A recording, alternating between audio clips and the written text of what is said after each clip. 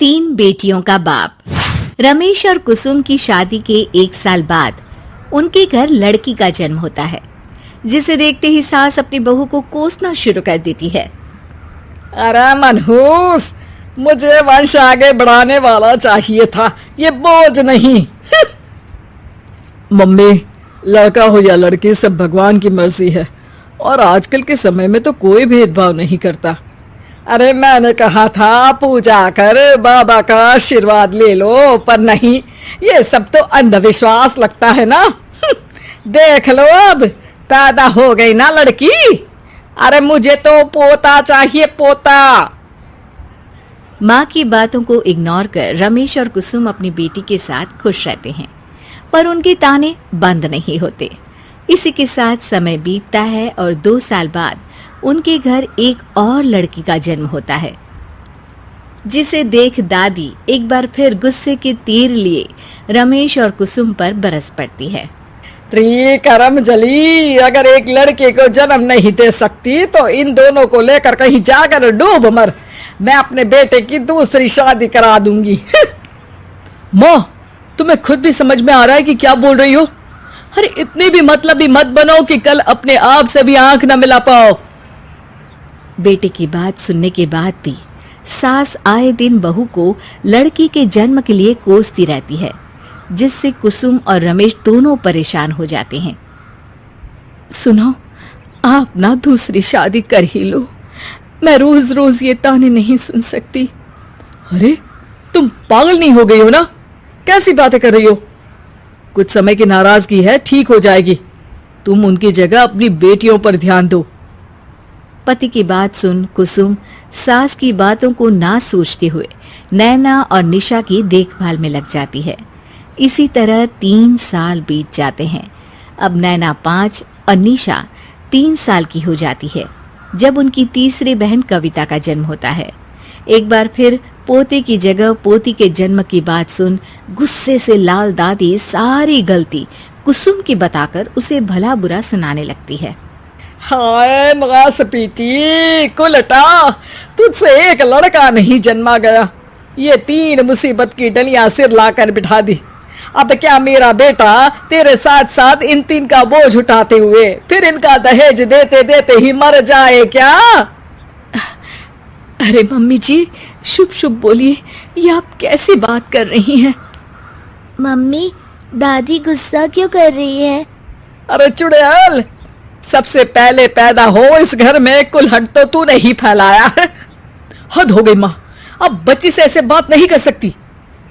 इसी के साथ माँ और बेटे के बीच तनातनी शुरू होती है, जो अब डेली का काम बन जाता है, जिसका असर नैना और निशा पर बहुत ज्यादा पड़ता है। इसी तरह 2 साल और बीत जाते हैं, जिसके बाद उनके घर लड़के का जन्म होता है, जिसे देख दादी खुशी से फूले नहीं समाती। वाह, मेरा पोता, मेरा वारिश, इसे तो मैं पलकों पर बिठा कर रखूंगी।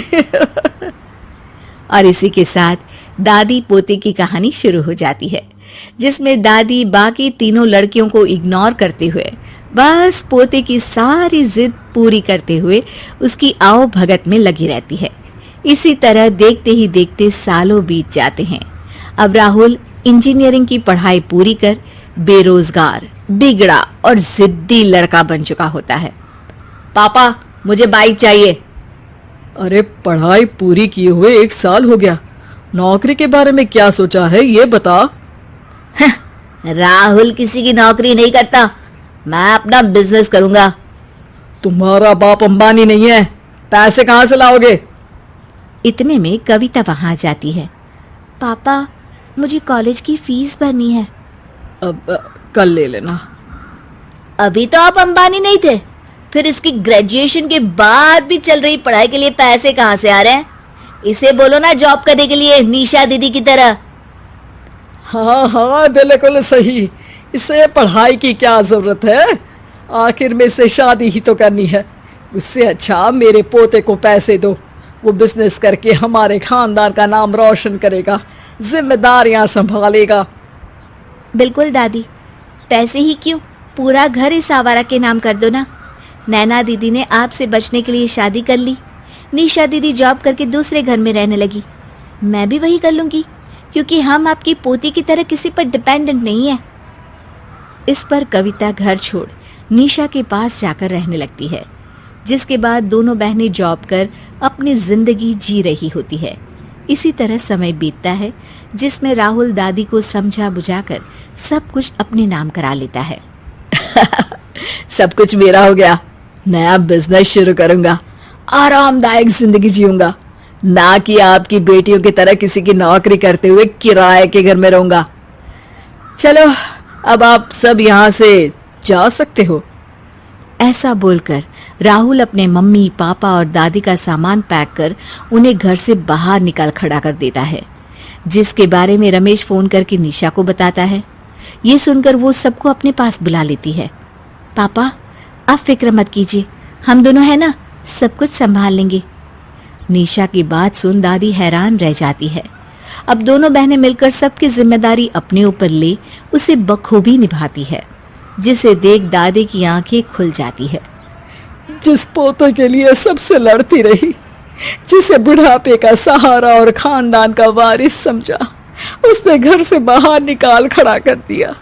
और जिन बच्चों को मैं कभी घर से बाहर निकालने की बात करती थी, ठीक से खाना तक नहीं खाने देती थी, आज वही मुझे सिर पर छत और पेट भर खाना दे रही है। मुझसे कितनी बड़ी गलती हो गई। बच्चों में इस लायक तो नहीं, पर मुझे माफ कर दो।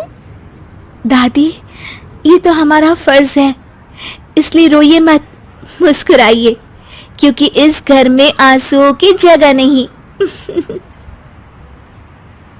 दोस्तों अगर आपको ये कहानी पसंद आई तो इसे लाइक करें, शेयर करें और कमेंट करके बताएं कि कहानी में आपको सबसे अच्छा क्या लगा।